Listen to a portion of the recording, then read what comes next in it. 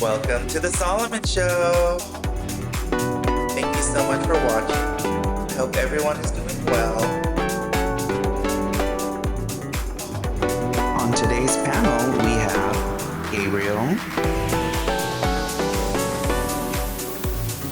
And we also have your host, Solomon.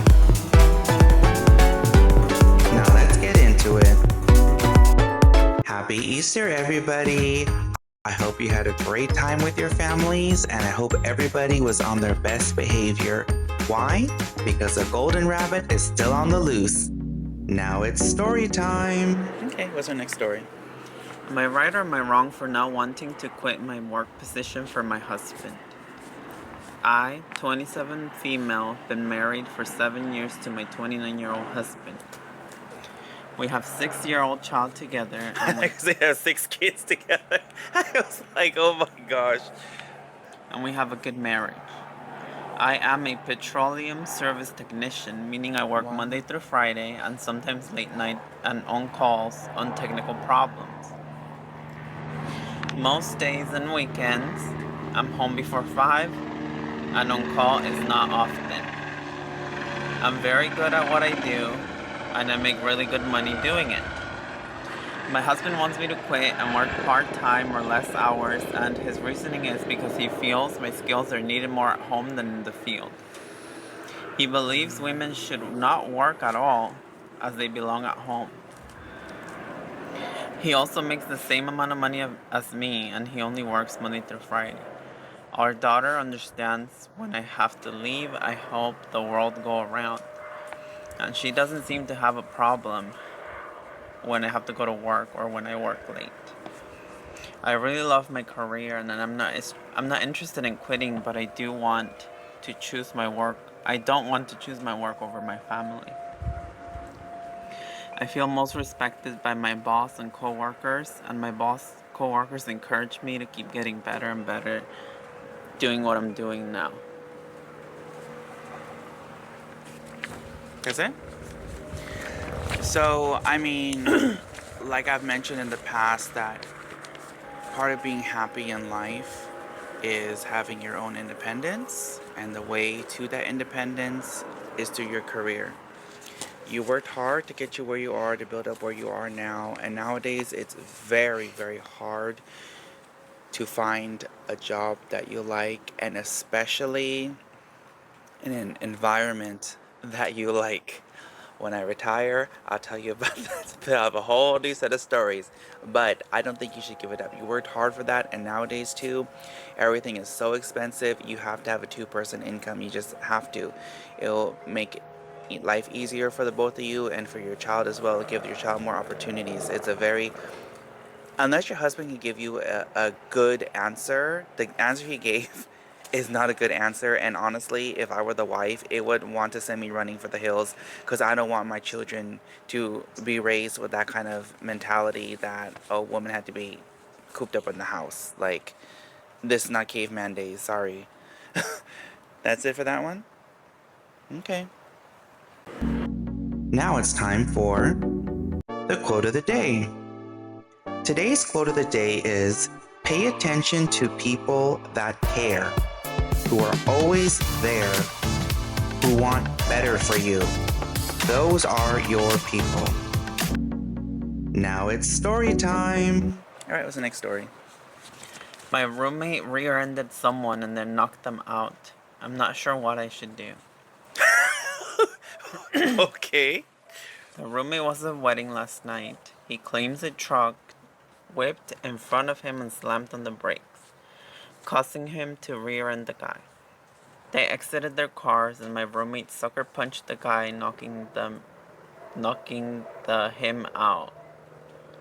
His girlfriend recorded that part of the altercation and he sent it to me. And he sent it to me. So I'm one roommate, I'm the angel, you're the devil. You crash into somebody, rear end, I don't know what state you're in, but in a lot of states, you're at fault. So you got mad at this person, went over and sucker punched them, and your girlfriend recorded you and sent it to me because she didn't want to tell on him, and she wants me to tell on him. It's brutal and makes me sick to my stomach. There were no other witnesses, so my roommate and his girlfriend told the cops that the other person fell when they got out of the truck. My roommate said the other person was drunk, and then when he woke up, he tried running from the police. Honestly, I don't really know what happened other than the video. I have on my roommate sucker punching the guy and him obviously not being arrested. The video is disgusting and has me stressing out about this person. It's my house and I rent a room to him. Oh, wow. Hold on. Time out. That just took it to a whole new level then. I thought they're like roommates in an apartment. You're renting out a room to a complete psycho? No, no, no, no, no, no. You need to send that in to the police and also get order of protection. Get him out. That you don't want to be living in something like that. He can turn on you any second. No way. That's insane. Wow. Right? Imagine. Go ahead. I told him since 2012. I've known him since 2012, but he's only lived in my house since April. I need advice on what I should do with the info that I have. Do I say something or do I just let things play out? Do I leave an anonymous tip that they need to walk the neighborhood and have it happened in asking everyone with cameras if they have video of the accident? I feel so bad for the person who got hit, and it makes me worried about what might happen if he loses his temper in my house. Exactly, but I mean to hit them like that, it wasn't like I little tap thing like you knocked the person out. That's horrible. I mean, guys, come on. If this world is going to get better, we have to help each other. And part of that is holding people accountable. This guy committed a crime. He assaulted somebody. And not just that, but this is like a total coward. It's not like a fair fight. You're allegedly that person's impaired. I really doubt that. I highly doubt that. I mean, we've seen cases on the news where people attack old people and they sucker punch the old guy, but because he was old, the impact literally killed him. I mean, we can't have stuff like this if we want a safe world, if we want the world to get back how it used to be. That's the whole point of me creating this show. To bring awareness. If you see something, you need to say something. That's the only way the world's going to get better. And he's living with you, you better be scared. Whether you believe in God or you believe in karma, you better beware, because if you don't say something, it's going to come back and bite you in the butt. Let me tell you. What else? He's lucky the guy didn't die there Exactly. Uh-huh. from street trauma. There was another case too where somebody sucker punched somebody, and when they fell, the head hit the corner. That's what killed them, the impact there. But in either case, that's not how we conduct ourselves in society. You get in a car accident, you exchange information, or you call the cops or whatever, but that's how you do it, and you go through insurance. This is not how you do it. Wow. I don't think this landlord did the background check on this tenant. I'm sure this is not the first time, and it will not be the last time he does some violent crime like this. That's it? Okay. Alright, guys. Looks like we have an update. What happened? My roommate claims that the person cut him off and brake checked him. My roommate claims the person was drunk. That is not proven fact. The guy left in an ambulance, not in the back of a police car. Also, Oh, no. the video I have does not show an aggressive drunk. It shows two people talking a few feet apart before my roommate puts all of his power into a single punch that knocked the guy unconscious. Split his head open from hitting the asphalt and knocked out some teeth. Even if it turns out he was drunk, there is nothing in the video that shows him being aggressive. I'd also like to point out that most posts states clearly that my roommate was leaving a wedding. It should be implied that he was also intoxicated at the time of incident. I didn't know it was so serious the way the person got hurt, but if you don't report this, I'm sorry, but you need to go to hell. If you don't report that, you need to go to hell. Like, you are on my big time naughty list. This is the Easter episode. Yeah. you are in big time doo-doo if you do not report that. That is horrible. You are worse than him if you don't report it. That you have the proof to put away a bad person and you're not doing it. You are worse than him if you don't report that. Anything else? All right, that's it for this one. Now it's time for Say Cheese Easter Edition with Lego Animals.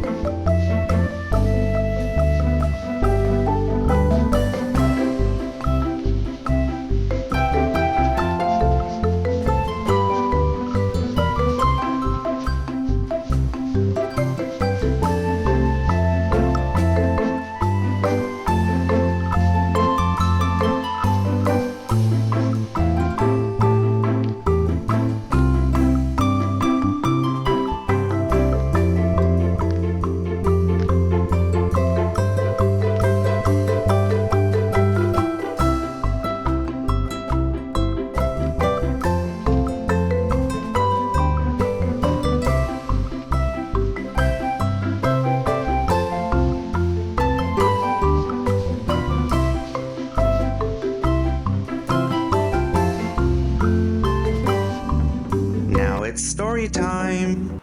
All right, what's the next story? Am I right or am I wrong for my reaction upon learning the details of my sister-in-law's divorce settlement? Okay, it's an interesting one. My wife's sister, Anne, has been married to her husband, Barry, for about 15 years. Anne's 39, Barry's 40.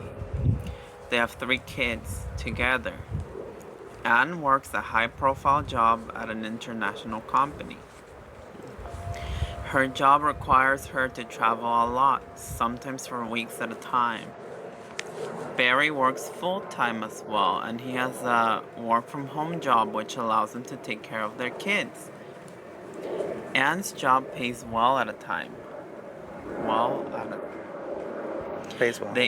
They can hire out stuff like house cleaning and yard care and take some of the load off of Barry when Anne is out of town.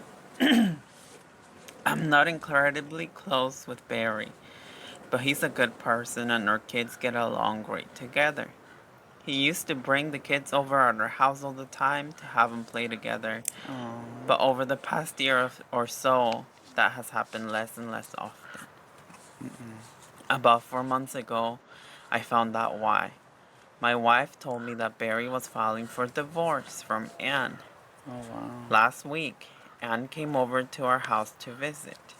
My wife asked if I could take the kids out of the house so she and Anne could talk, which I agreed to.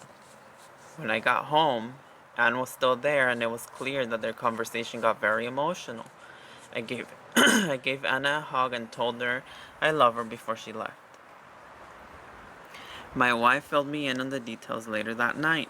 Apparently the divorce proceedings were pretty bitter. I won't go into the nitty-gritty, but Barry ended up getting primary custody, child support, alimony, and the house. Anne is in shock, heartbroken, angry, and doesn't understand how this happened.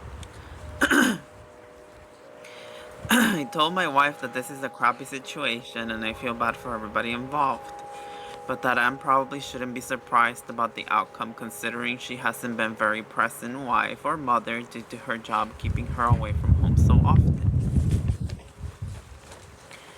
This pissed my wife off and she went off on me acting like any of this is fair to her sister. I told her that it's not about fairness, just that Anne should be able to look in the mirror and admit that Barry has been more present in the kids' lives than she has.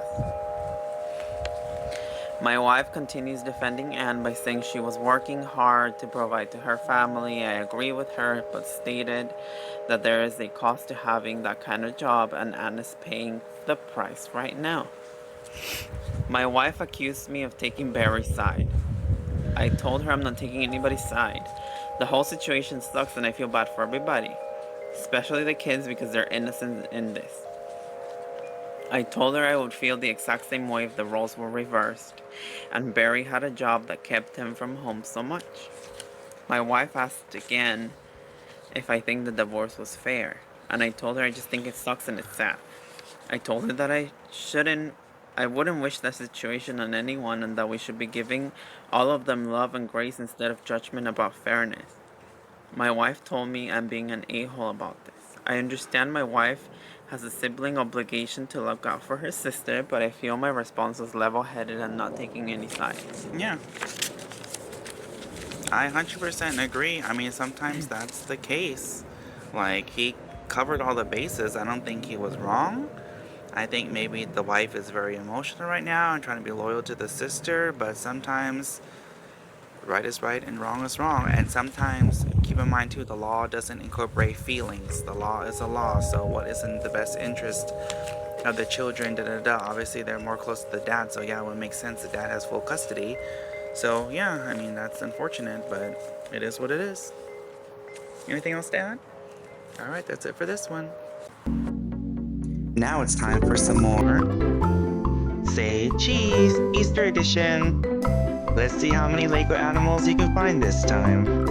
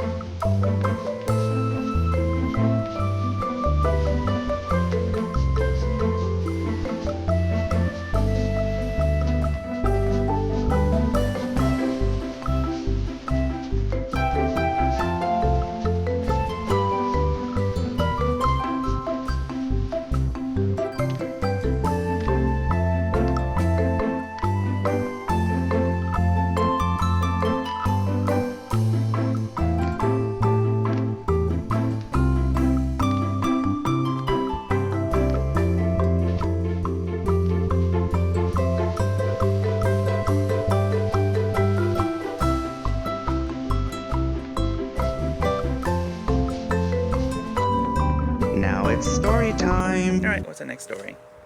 Am I right or am I wrong? My husband disappeared for a week with his ex and wants to salvage our relationship. They're both 26, the wife and the husband. They disappeared with the ex For a week. for a week. And they don't think they're gonna be in trouble? Oh my gosh. Okay. I really just want to get some unbiased advice from someone other than my family and friends. My husband, we'll call him Dave. I'm honestly just still in shock. I don't know if I can move past this, but also can't see a future for myself without him. My husband ran away with his first love for a week without contacting me. Came back and is now trying to move on with the relationship like nothing happened. Oh, timeout. I need a timeout. Look, don't ever be somebody's number two in a relationship. You're either, my saying is, I'm either number one or I'm number none. Like, if you're not going to have that top spot, then forget it. He, without even hearing the rest, he went off to be with I'm sure somebody contacted somebody. He had been thinking about them, went off with them, see if it's going to work. And then they went back into old habits, this and that. Oh, it's not going to work. So now I'm going to come back to you and try to make it work. Hell to the no. So what happens? Dave's ex Rachel moved back to our small hometown a few weeks back. Me and Dave have lived in our small village community our whole lives. He dated Rachel for the whole of our senior year. They only broke up because she had chosen to go to college out of state. I was just friends with Dave at the time. I also had gotten just out of a relationship. His breakup with Rachel really destroyed him.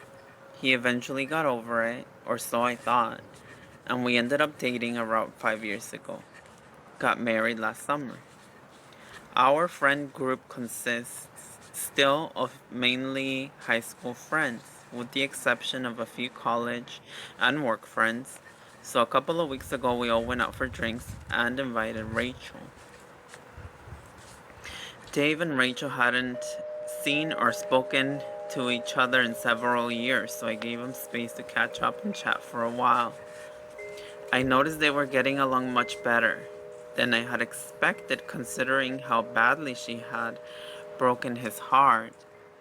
So when the rest of the group suggested to go to another bar and they both wanted to stay and chat, I didn't see any issue with it. We've never had any infidelity issues, and we both got friends of the opposite sex. So to me, it didn't matter that Rachel was just his ex. He just wanted some more time in a calmer environment to catch up with an old friend. I ended up getting pretty wasted at the other bar and text Dave that I was going to crash at my best friend's place as her place is much closer. This isn't out of the ordinary for one of us to stay at a friend's house after a night out. He doesn't respond, so I assume that he's already gone home and falling asleep. It was around 2 a.m. I woke up late the next morning to see that Dave still had not texted me back. I got home around midday, the garage door was wide open and his car was gone. This was weird enough, but it just got worse. Things were scattered all over the bedroom, clothes pulled out of drawers, etc. I immediately thought we had been robbed and I called the police. Whilst waiting for the police to arrive, I called Dave around 100 times. He didn't pick up and my mind went to the darkest explanation. The cops looked around and questioned me when Dave finally called me. I can't remember exactly what he said because of how high my adrenaline was, but it was something along the lines of, the neighbors called me asking why the police at the house. I took the car and packed the bag. I need a while to think about some things. He then hung up before I even got to respond. I called my dad to help sort everything out with the police and went to stay with my parents' place. I tried every way I could think of to try to contact Dave, but he had blocked me on almost everything and hadn't told anyone where he was going. But I knew Rachel had also disappeared, so I knew they were together. 6 days later, I'm back at home in the kitchen and I see his car pull into the driveway. He's got this big shit eating grin on his face. I was so relieved to see him. I ran out and I gave him a hug before asking him what in the world happened. We went inside and he told me why he had gone away. Essentially, he said that he and Rachel realized that they still had feelings for each other and wanted to give it another shot. But he said he loved me and didn't want to leave me without being sure that him and Rachel could not work out. So basically, he spent a week cheating on me with his ex to see if he should leave me to be with her. He said that he had come to the conclusion that he wanted to stay with me and that being with Rachel was great when he was 18, but now he's an adult, she's too wild. Of course, I screamed and yelled at him and I never wanted to see him again. But deep down, I know that was a lie. I love him so much. I've been staying with my best friend since, and the messages I've been receiving from him downplaying what he did and apologizing, saying that if anything, this proves I'm the only woman he'll ever love, is starting to work. I feel like such an idiot, but he's never done anything like this before. No one in our life can believe it. One of his closest friends even accused me of being a liar when I told them. Our lives are so intertwined and our marriage was so strong. I don't want to just up and leave. He's been doing everything to apologize to me, but I just can't forgive him. We were planning on trying for a baby soon. I just can't believe this happened. It feels like a nightmare. Okay, first and foremost, proof that God exists. You didn't have the baby yet. That's God looking out for you, or karma, or whatever you want to call it. Okay?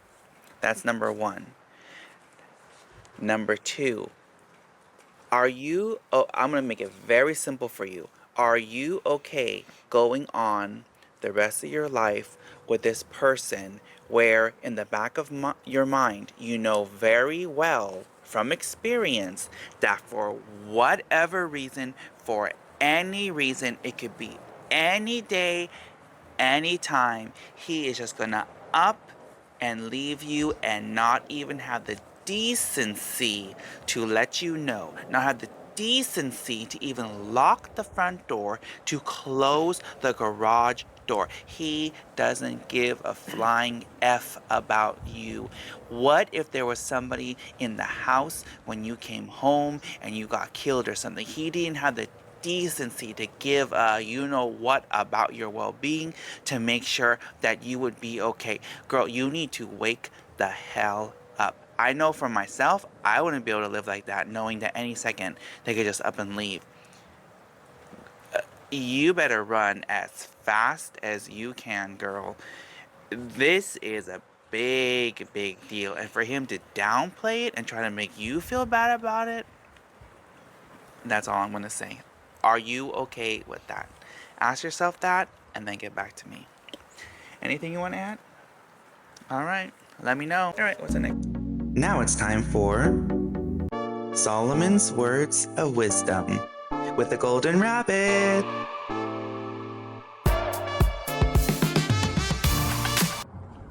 Hi, everybody.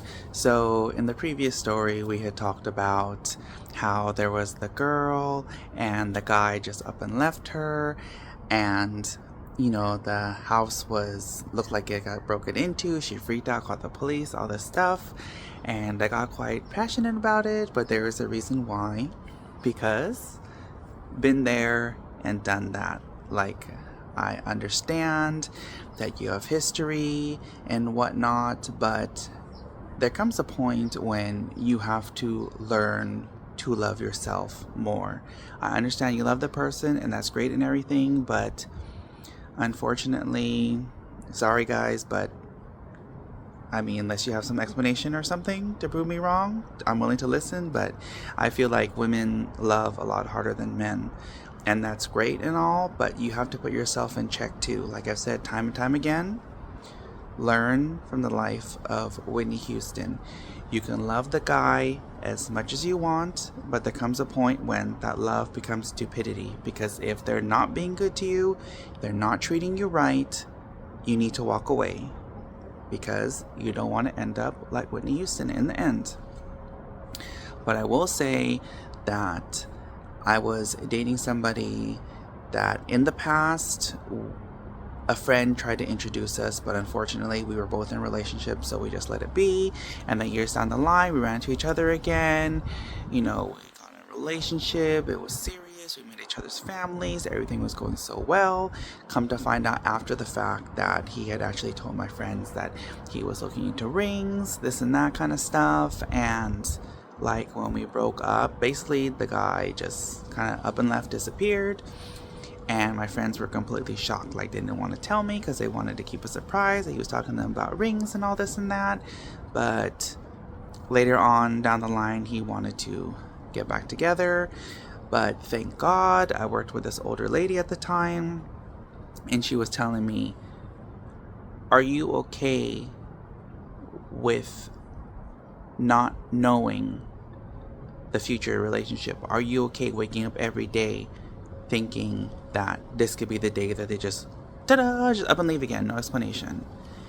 And I told her, thank you so much, because there's so much love there, but I can't live like that, and I owe it to myself to have a fresh, clean start at a relationship that I can be at peace with and at ease with and feel comfortable with and count on somebody for and count on loyalty. So that's what helped me break out of it. So my advice to you is, if somebody just up and leaves like that and just disappears for days, no explanation, nothing. I'm the type that I worry a lot more than normal, so that would just drive me nuts. I'm not okay with that, and I don't think you should be either, but hey, it's your life. That's my advice. Good luck to you. Thanks for joining us again with the Solomon Show Easter Special Part 3. We hope to see you next week for the finale of Part 4. We got a special surprise for you. Until then, happy Easter! That's it for this episode. Thank you so much for all your love and support. Please don't forget to like, share, and subscribe. Thank you so much for watching. Have a great rest of your week, and I'll see you next time. Don't forget to always be kind to one another. Take care.